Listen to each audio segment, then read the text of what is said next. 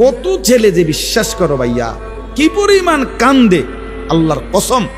এটা যদি আমি দেখাইতে পারতাম, এখান থেকে এটা বিদেশ অনেক কষ্ট। এই কথাটা কইলো তুমি বুঝদা না ভাইয়া, অনেক কষ্ট। এটা কইলো তুমি বুঝদা না, এটা কইতে তো 1 মিনিট লাগছে, আর অনেক কষ্ট। তো বাস্তবতা হইলো তার চাইতে অনেক বেশি কষ্ট।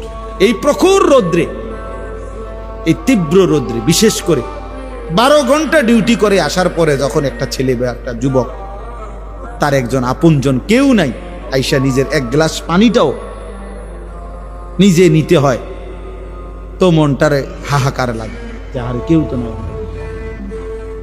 অথচ 28 বছর বিদেশ করতেছে। এক ছেলে দেখা হইলো লাস্টের দিকে, ওই আমার দেখে জড়াই ধরে কাঁদতেছে। আমি বললাম, বাবা তুমি আজ কতদিন হয়েছে আইসো? কয় হুজুর 3 বছর। এই শেষ আমার যে ছেলেটা খেজুর আইনা দিছে মদিনায়, ও ছেলেটা আপনার বলতেছে যে আজ 3 বছর হয়েছে বাড়ি থেকে আসছি, একবারও যাই নাই।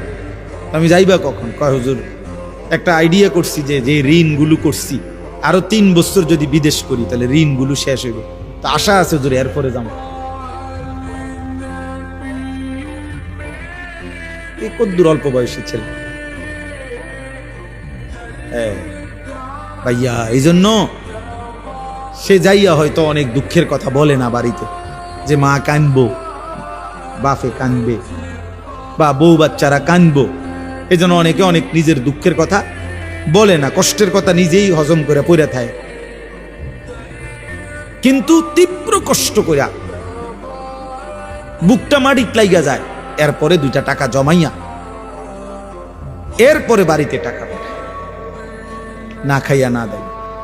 এই কখনো একটা দোকান থেকে একটা বার্গার, কখনো একটা 1 টুকরা মুরগি, একটা কিছু খাইয়া শুইয়ালায়। ক্লান্তিতে আর ভাল লাগে না যে কিটা রানবো, শরীরে আর কুলাইতেছে না, এতক্ষণ ডিউটি করে আইসা।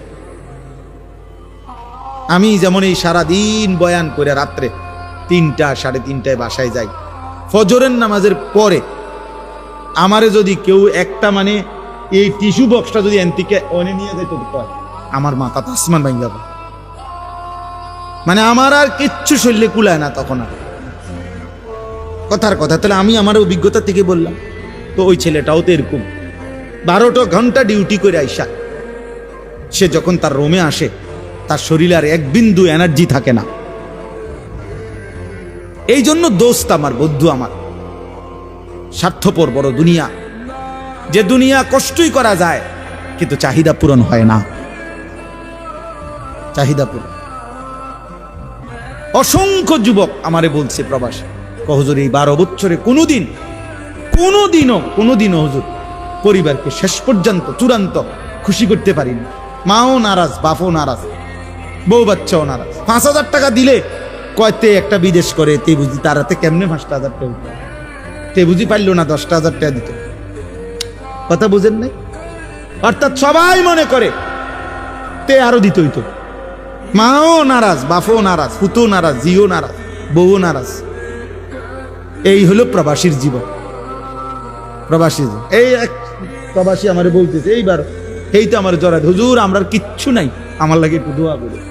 আমগো কিচ্ছু নাই হুজুর। আমি কই না ভাই আছে, আল্লাহ যারা আছে সবাই। হে না, হে কান্দে আর কয় হুজুর না আমার কিচ্ছু নাই হুজুর। আমি সারাটা জীবন দিয়ে যাইতেছি, কেউ খুশি হয় না। আরো দিলে ভালো হইতো, আরো দিলে ভালো হইতো। এই জন্য দোস্ত স্বার্থপর এই দুনিয়া। আমার একটা বয়ান আছে না এরকম, যে দুনিয়া বড় স্বার্থপর এই দুনিয়া। এই জন্য ভাইয়া শুধু দুনিয়া নিয়ে পড়ে থাকো না, আখেরাতের ভাবনা ভাবো, নিজের ভালো, নিজের কল্যাণ দেখো। আমি অনুরোধ করলাম।